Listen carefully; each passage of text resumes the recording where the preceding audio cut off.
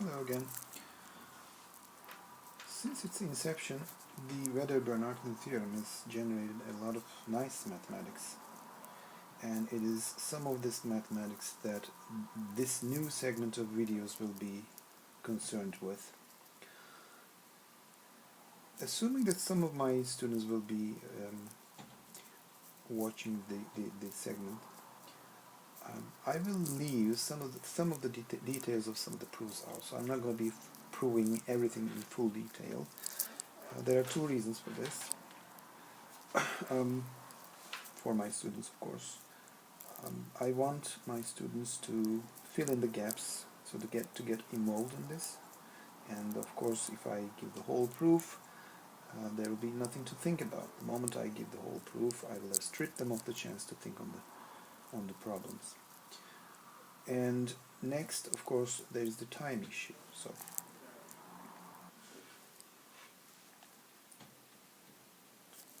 the first thing that we'll be dealing with is the concept of a simple module. It can be considered as the simplest or the smallest modules that are non-zero. The module is called simple if M has exactly two submodules. This means, in particular, that M is non-zero, and the only non-zero submodule of M is M itself. Let's characterize simple modules. Take a simple module M, take a non-zero element A, let M be simple,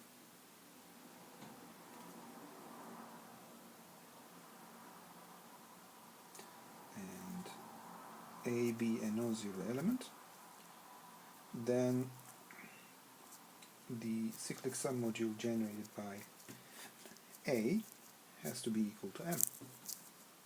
So a simple module is cyclic, and being cyclic, it is isomorphic to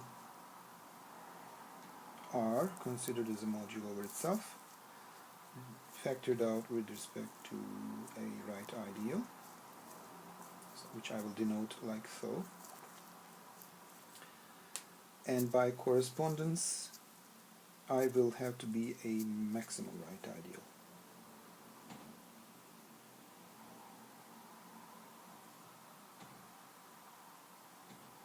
Meaning that it is maximal among the proper right ideals of I. So a simple module is isomorphic, is always in this form. It's isomorphic to R by I, where I is a maximal right ideal. Its converse is true too, so simple modules are precisely such modules as are isomorphic to R by I, where I is maximal.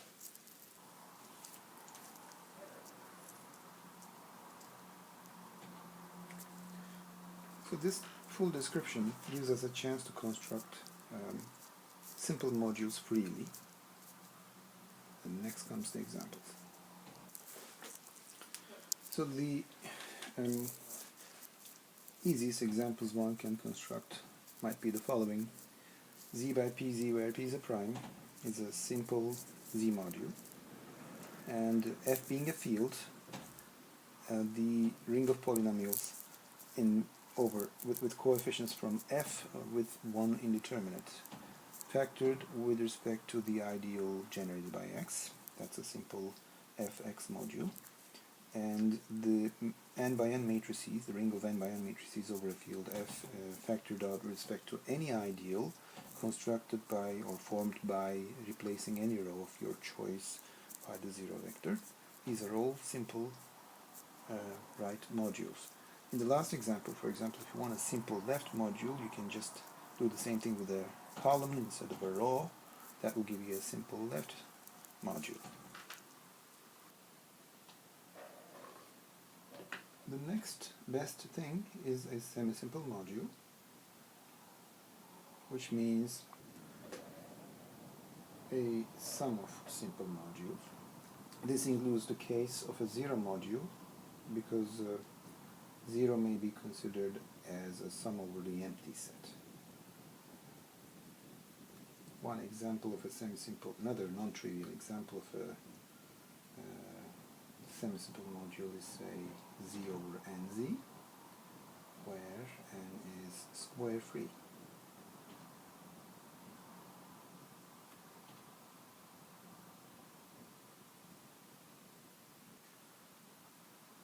Semi-simple modules are the main object of our new segment, this Welle-Bernarton theory segment. So we will look at their basic properties. Here's a crucial lemma. Let M be a semi-simple module, and let's have a decomposition of M into a sum of simples Bi, and A be an arbitrary submodule of M. The lemma says that A can be complemented by a subfamily of Bi's in direct sum. A direct sum that's equal to M.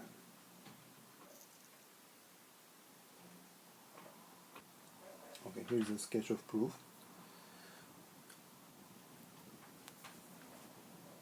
First you define a set gamma as follows. So gamma is the set of all sub-index sets of I over which the sum of Bi's and A is all direct. So prove that this set is inductive with respect to inclusion, and this gives you by Zorn's lemma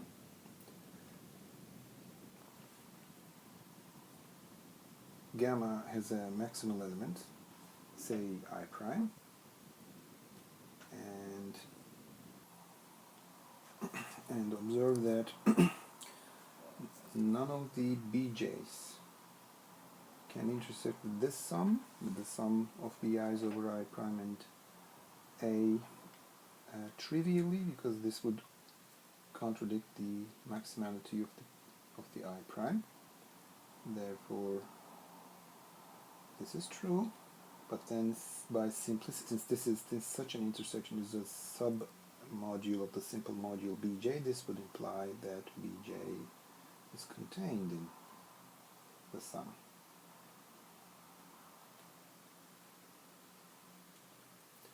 So this eventually implies that this sum is equal to all of M.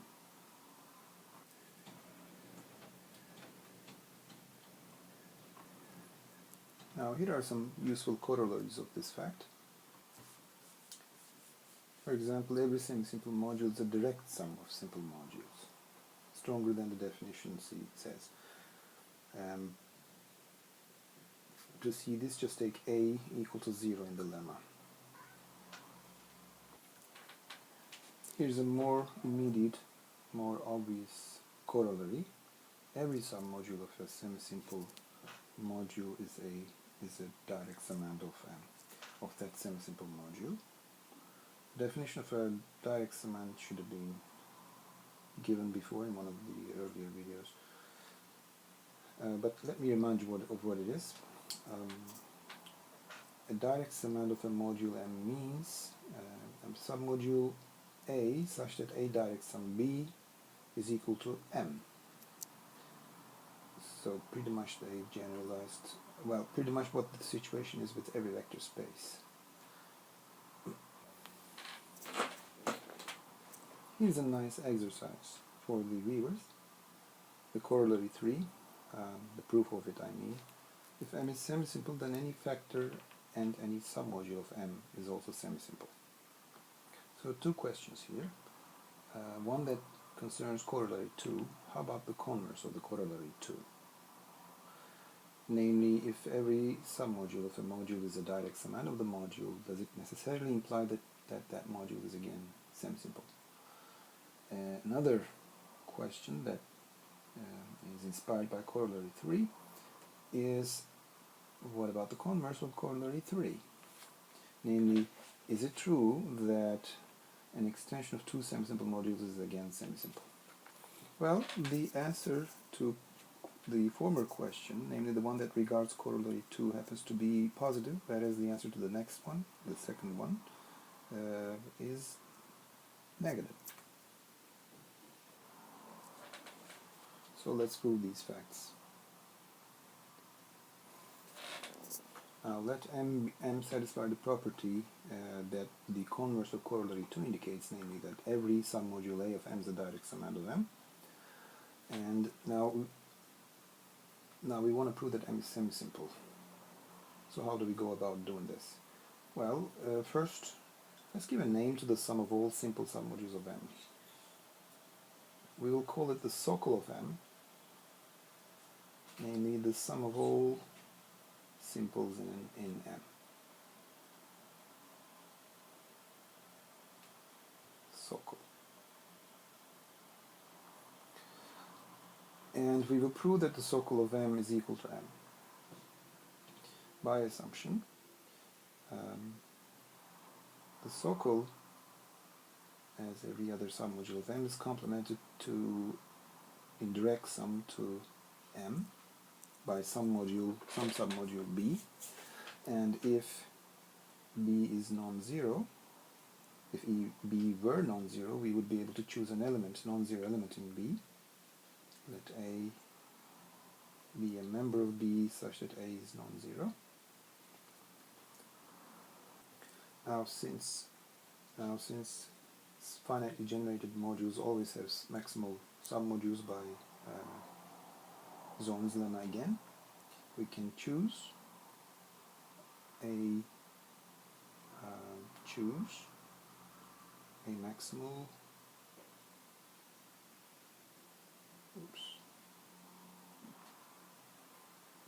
submodule C, say C of,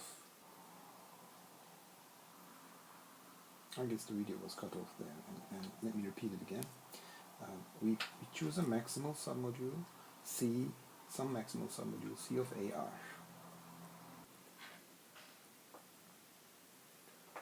And again, by assumption, AR is a direct summand, say, via a submodule D of M, then one can easily prove what we call modularity in this particular instance, namely AR direct sum D intersect B is equal to B. Oh, sorry, I'm making a mistake here. I should have done the same thing with C instead of AR. So C plus D, C direct sum D is equal to M for sum D, which some submodule D of M, which implies by modularity,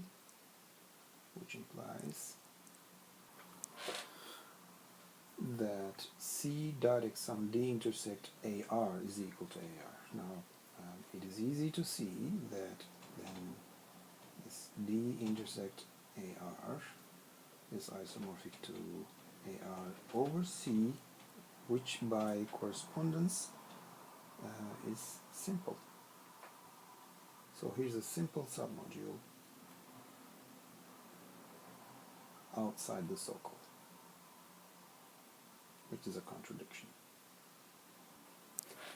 This is a contradiction because we thought we included everything in this, every simple submodule of M in the socle, yet this D intersect AR contradicts that statement. So all this happened. I mean, we arrived at this contradiction by assuming that B was, namely this thing was non-zero, but it is, so this is 0. So B is equal to 0, and M equals socle of M, which is a sum of simples. This proves the first assertion. The other thing that I said was the converse of corollary 3, unlike corollary 2, wasn't true. So I will leave it as an exercise for the listener to prove that, to find a counterexample to the converse. I think now we're in a position to prove the first major result in the direction of proving the Wedderburn-Artin theorem for general Artinian rings. What happens if R itself is a semi-simple module over itself? So, question.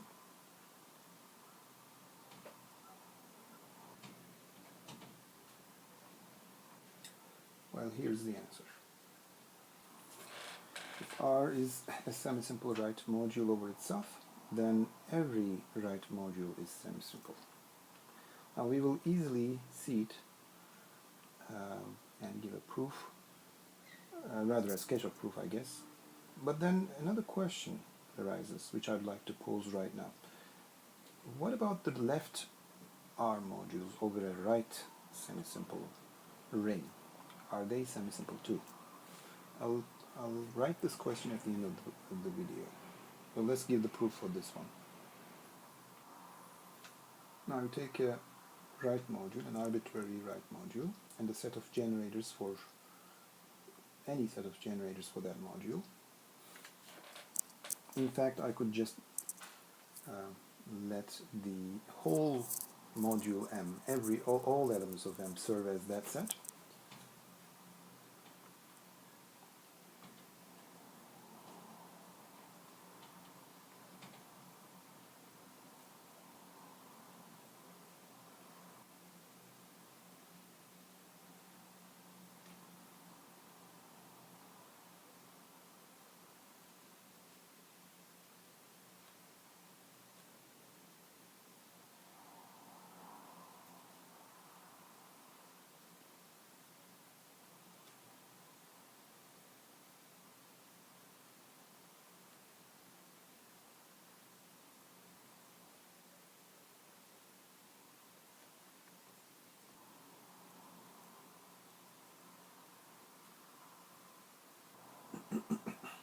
Let's call it something. Let's call it F, for example.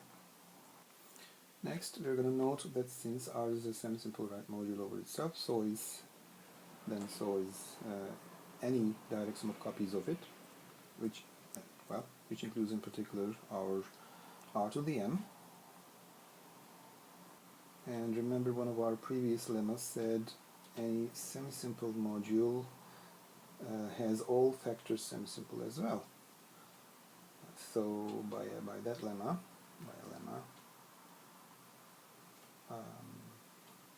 Rm over the kernel of F, which is isomorphic to M, is semisimple as well.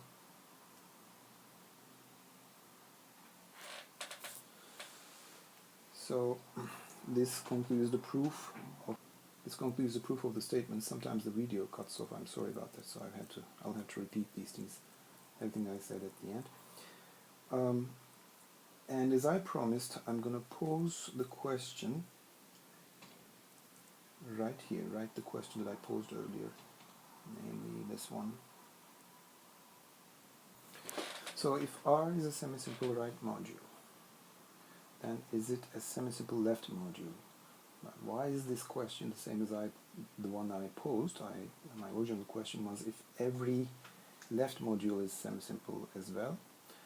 Well, because of the lemma because of the proposition we have just proved, R being a semisimple left module would be tantamount, or would be equivalent to saying all left modules are semisimple. So the question can be rephrased like this. So this ends the video. Thank you.